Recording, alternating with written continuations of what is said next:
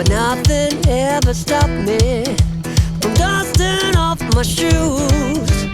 You might think you'll see me falling to the ground, but I threw up my umbrella when rain stops hitting town. Hi, and welcome to Run Tall with Tim. I'm Tim. Thanks for being here. I really appreciate it. And I hope wherever you are that you're happy, healthy, and staying safe. On today's video, I've got a max cushion daily trainer battle for you. It's the Asics Gel Nimbus 24 going up against the Nike ZoomX Invincible Run.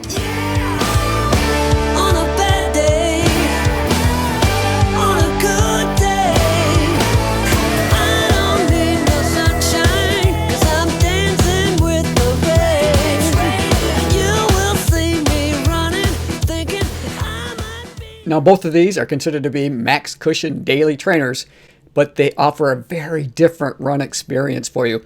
With the Nike ZoomX Invincible Run, they have a 10mm taller stack height made up entirely of their ZoomX midsole foam, while the Asics Gel Nimbus 24, now that has a much shorter stack height and it has multiple component pieces to that midsole.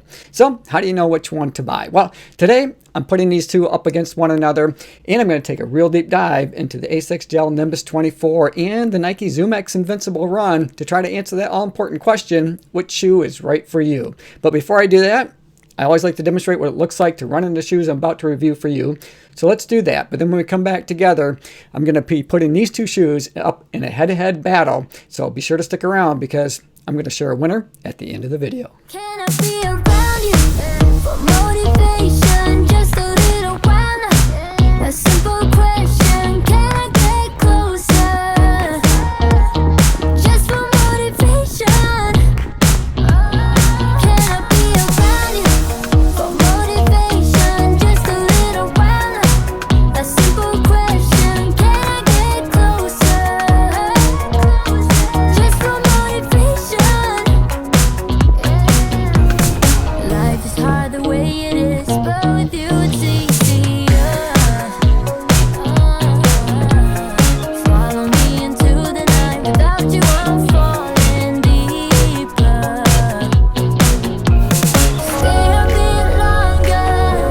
Yeah, I just need you to. I just need you to. Stay a bit longer. I just need you to.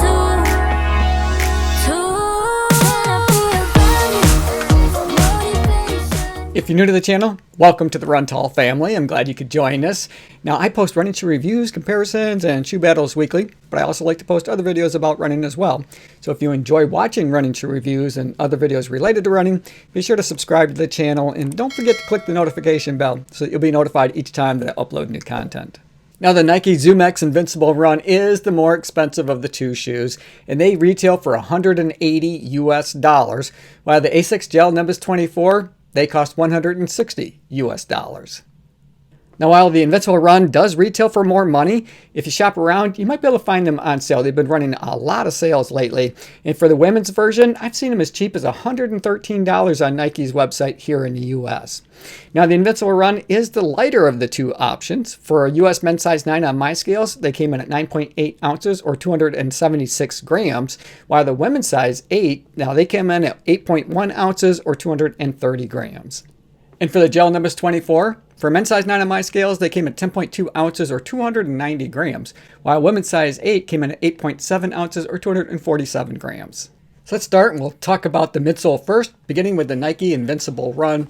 Now here they've got just a ton of their ZoomX foam, and it's all ZoomX from the heel to the toe. There's nothing else in this midsole foam for us. They have 36.6mm stack height in the heel and 27.6mm up in the forefoot for a 9mm offset from the heel to the toe. Now, what I love about this shoe is all of the energy return that I get from it. There's just a ton of bounce or spring or liveliness, however you want to describe it, that helps just give you a little bit of extra something as you move through your gait cycle. And for me, when I get in sync with this shoe, so I'm striking right about really where the curvature starts. When I'm striking there, I just feel like I'm getting a ton of help moving through my gait cycle. It's just a lot of fun to run in, and I feel like I can just go miles and miles and miles in these when I'm in sync with it. Now, it's a little bit unstable, and Nike did try to adjust that a little bit by giving us a nice big wide landing platform up here in the forefoot. It does narrow up. Look how snug it is across the midfoot section of the shoe, and then it widens out again back here in your heel. And if we take a look at the geometry of the shoe, you can see that it's pretty flat back here. It's not really a rounded heel like we've seen, or a split swallowtail heel design. Some of the other features that shoes from 2021 and going into 2022 have featured, but it's really pretty squared off. But I found it to be really comfortable. This ZoomX foam is just so soft and cushy that I don't think it matters how you strike the ground. You're going to have a really comfortable ride. Now, what I love about this shoe is also what I have, or what I would say is my drawback as well, is because it's so bouncy, it's almost wobbly, and it's just not very stable, especially going around corners. If you have really strong ankles, and I think everything else is pretty strong on you, or really a solid neutral shoe runner, you might not have too big an issue with it. But for me, I have to kind of limit the number of miles that I put in these. Not so much on the length of any addition, one run, but maybe stacking runs together day after day. While I love the bounce of that ZoomX foam and all of that cushioning that's underfoot, I can't run in them every single day just because they are a little bit unstable, and I tend to overpronate. I have flat feet. I mention that a lot, so I have a lot of inward roll, and there's really not a whole lot here to help keep me from rolling too far inward, I guess, or too aggressively.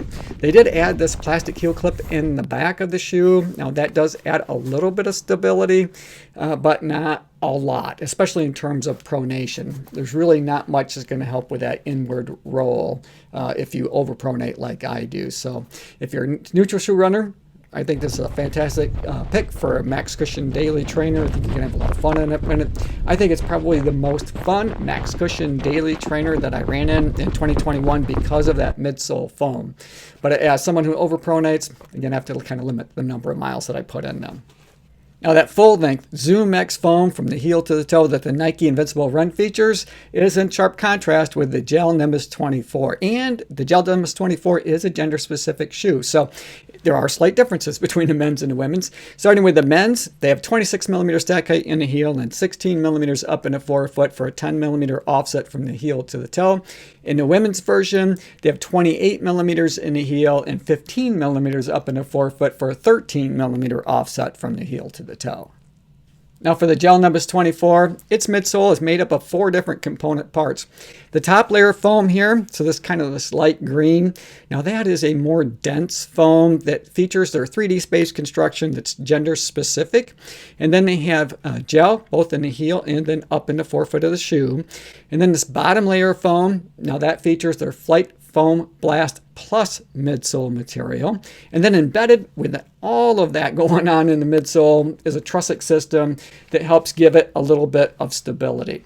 So let's start and we'll look at that first foam layer, that little bit more firm foam that features that 3D space construction, and see what that's all about. Now, Asics did give us a hint as to what that top layer of foam looks like that's a little bit more dense. It features that 3D space modeling construction, and printed right on the midsole is this honeycomb looking pattern. That is what that top layer of foam looks like if we were able to see it. Now, I did find a video clip that helps give us a more visual representation of that foam and why that it gives us a more gender specific ride. So you can see as we look at this clip how as you move through your gait cycle, that foam is going to compress and then it's going to recompress based on the individual and based on your foot strike. And now that's what gives it that gender-specific comfort ride. And then just beneath that layer of foam located in the heel, you can see it's got some gel. And then we have gel up in the forefoot of the shoe as well. Now that's helped to disperse the impact of your foot strike. And then beneath that is their Flight Foam Blast Plus midsole foam. Now the Flight Foam Blast Plus midsole foam is an updated version of what we saw in, for example, in the Novablast and Novablast 2, the Flight Foam material. It has a little bit more lively, it's lighter, it's got a little bit more energy return. And as I use my thumbs to just kind of compress that midsole material, you can see it compresses pretty easily, but it gives you a bit more of a bounce or a bit more energy return than what we saw with the other Flight Foam Blast iterations of that foam.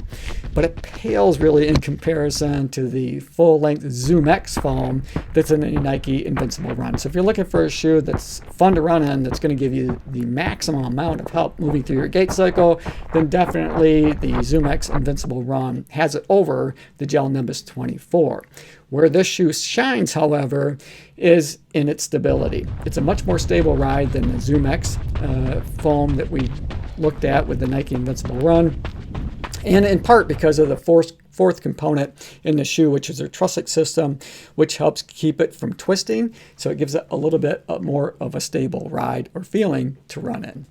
Now we can see the trussic system kind of poking out a little bit on the medial side of the shoe between that more firm layer of foam that has that 3D space modeling construction and the bottom layer of that Flight Foam Blast Plus material. It's this dark piece here. Now that is the plastic trussic system that we just talked about. And again, it helps to reduce that twisting motion and give you a more stable ride as you move through your gait cycle. So let's flip these over and we'll take a look at the outsole. So they're protecting all that soft midsole foam we just looked at, starting with the Invincible Run first. And here you can see that they have rubber from the heel all the way through to your toe off. So all of that soft ZoomX foam is being protected, and it's a thin layer. So it's really not adding any more weight than they needed to. I think it's important that they did cover all of that ZoomX foam because it is so soft that if it wasn't completely covered, I'm afraid it'd get chewed up pretty quickly. Now taking a look at the Gel Nimbus 24. Now here they have rubber in just all of the high abrasion areas. So they're in the heel and then up from the midfoot through to your toe off. But I think it's more than adequate. I don't think that they needed to do any more than what they did. And I think you're going to get a lot of durable miles out of the Gel Nimbus 24. So let's take a look at the upper, starting with the Nike Invincible Run first. Here they feature their Flyknit material. It's pretty coarse to the touch. Plenty of room for me to be able to display my toes.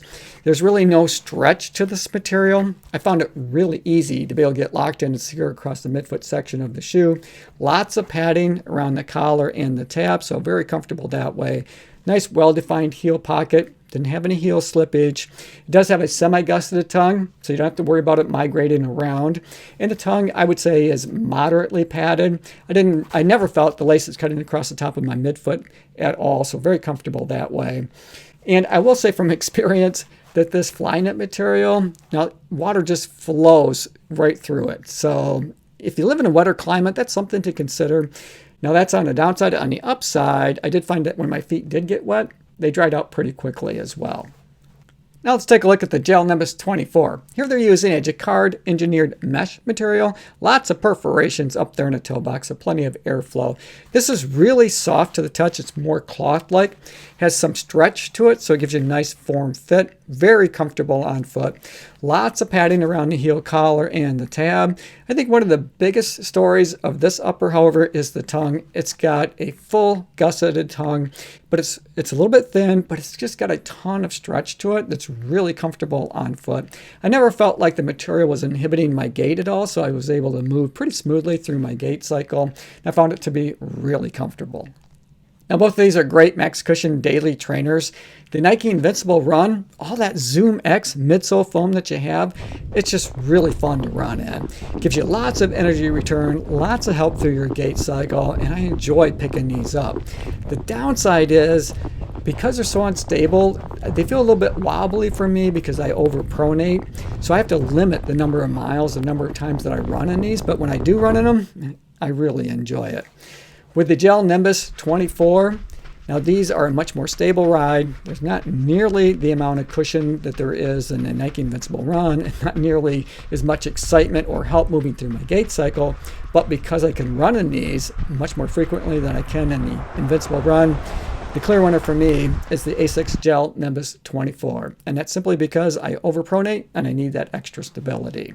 Hey, thanks for making it to the end of the video. Hope you enjoyed it. I enjoyed making it for you. As always, run tall, run strong, be kind to one another. Thanks for watching, and we'll see you next time right here on Run Tall with Tim. Out in stormy weather, I might have the blues, but nothing ever stopped me from dusting off off my shoes.